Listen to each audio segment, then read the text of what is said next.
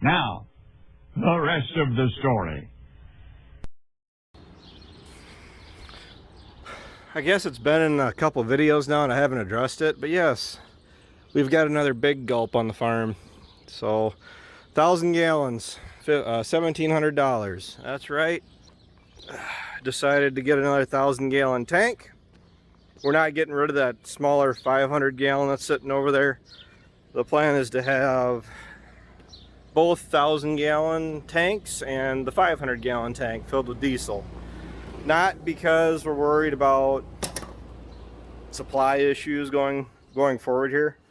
For those of you that are new to the rest of the story team, Dad, Ryan, and I farm separately but together.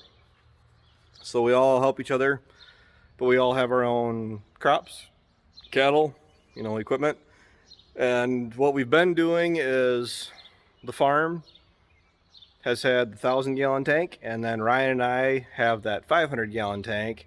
It's got the gauge on it, the dial, so we know how many gallons each of us is using.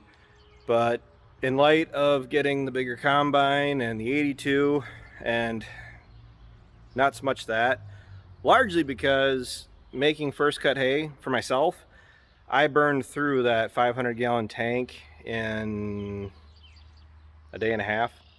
So by the time you fill up the 46, the 76, the 82, the 40/20, both skid steers, I mean, everything was empty, but my thing is it's got the automatic reader on it, the gauge. So every morning at 3 o'clock in the morning, I think is when they said it reads. That's when the local fuel supplier knows when we're getting low, so then it puts our tanks on their list of deliveries. Well, the thing is, if you fill up at 8 o'clock in the morning, they don't get the notification till 3 o'clock the next morning. And the problem with that is then you go through and fill up everything for the second day, so then you're already looking at having your tanks completely depleted before, hopefully they have a chance of getting anything sent your way. So having the 1,000-gallon tank, it's going to give us a little bit more of a buffer, filling up the 82, all the equipment. But the 82 and the combine, that 9770, those two machines alone, if we had to fill them up from E or close to E, it's pretty much going to burn through a healthy chunk of that 500-gallon tank. So I'm planning on having all three tanks around, all three tanks filled. The plan is to move the 500-gallon tank over to where this 1,000-gallon tank is, and then swap them out so we have both thousands over there. And that way, running short on fuel hopefully be a thing of the past. Hopefully, didn't say it would be. So this net wrap here, I did tell you as far as the baler, and I'm cheap, wanting to try to save it, but I ended up getting cut off. I had somebody show up. I'm just gonna throw it out. By the time I get done cutting this down, because I already, I messed up, because my first cut here that I took across, it's already deeper than this, so which means I'd have to pull a bunch of this side off to get down to there, and there's a gouge down there, so I'd have to get down below all this messed up net wrap. And yes, he said you can make an argument. I might get maybe up to 10 bales off of it. It's not worth the hassle. Trying to unwind this and all the net wrap I'm gonna have lying around. I got 6 brand new rolls and then practically a full roll over there. I had 9 starting out for the year, 9.5, and depending on what second and third cut does, I'm not gonna have enough net wrap. That's almost a certainty, because by the time I go through and do the rest of my hay, plus what little bit of fodder I'll end up doing, I'm short on net wrap. So it's a good bad problem. It's not like net wrap is in short supply in this area, and I mean, I'm still really impressed, surprised, happy that the valley, the farm, that ended up running as well as it did, making bigger bales yet. 431 bales off first cut, so let's just say even 300, which I think is well within reason for what's looking, 300, 350 maybe for second cut, and we're already right in the same area as what we ended up running last year. And that's not everything I plan on having. I had 824 bales total last year. That did include like the waterways and stuff I made last year and some of the pastures up at home. I mean, that was 800 and some bales I made for myself. The valley alone is the only hay I've made for myself, and being at 431, I still got about 10 acres of first. Yes, I know I still have some first cut to make. I'd say at least 10 acres of first cut to make yet, and then by the time you add all that up, plus second cut of the valley, plus third cut of the valley, hopefully, I think we're looking at a pretty healthy hay year.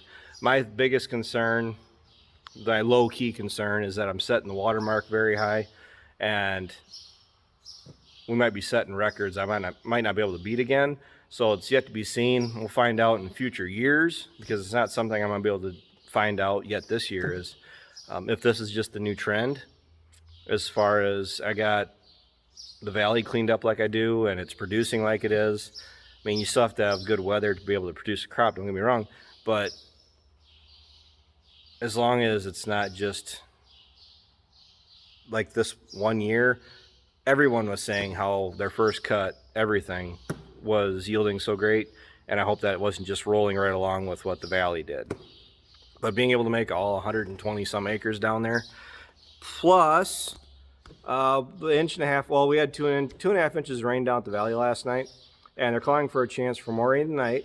And that low-lying area, you know, the jungle area down there, I was planning on making, I might get pushed back to making that with the rest of second cut, because if there's much of any moisture standing down there, I'm burned.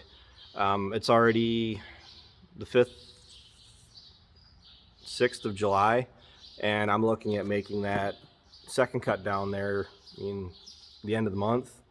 I mean, probably no later than August 1st. I mean, if it's not ready to go again by the first week of August, I'm already losing that much, you know, potential yield for third crops. You know, there's got to be a balance there where you go, yeah, okay, it's time just to cut it and let it go over again. So I still haven't gone down and sprayed. I got that water tank is currently down there. The sprayer is currently loaded, and it'll take me about 8 hours to spray everything. It's you know, that's just what it'll end up being. But I think we're giving it a healthy chance at performing to its bestest of its ability, if that's even right. The heat and humidity is kind of miserable. Yesterday was really bad for working up here with me and Dad. Problem is, like Grandpa and Dad always used to say growing up, that the more miserable you are, the more the corn likes it. That's true to a certain degree, but I think it's the technical number for corn is like, what, 96 degrees before corn no longer is benefiting from the heat. But the crops sure do look nice, especially with the moisture we got. And a lot of it is try not to say that too loud so it doesn't hear us, you know, and start going the other direction. All right, I gotta head home and terrorize my daughter. I think Brittany's still got the upper hand on her right now, so until next time, we'll see what tomorrow brings for how wet it is down at the valley. I don't want to go down and, you know, rut it up, tear it up, but I got a chainsaw. See, my problem is we're getting into finally cultivating's about done. I'm going to pick that up. I'm going to take the torch to any of the shovels that I want to replace, so I actually have a concrete number to work with that I'm either going to spin around or going to replace altogether. So if I need to run and get parts I can. So then ideally the only thing that I'm gonna have to do to that cultivator next year is hook up to it and run. And I am gonna get some more of those gauge wheels back there. I'm gonna get a couple of those on hand because I don't have any at the moment. But then that's done. We gotta put a bunch of tin back on some buildings. Then I gotta put a bunch of posts in. And a lot of it, it's that random busy work that you're trying to incorporate in with the rest of everything else you're trying to get done. So until next time, take care, take it easy, keep in touch. I'll talk to you guys later.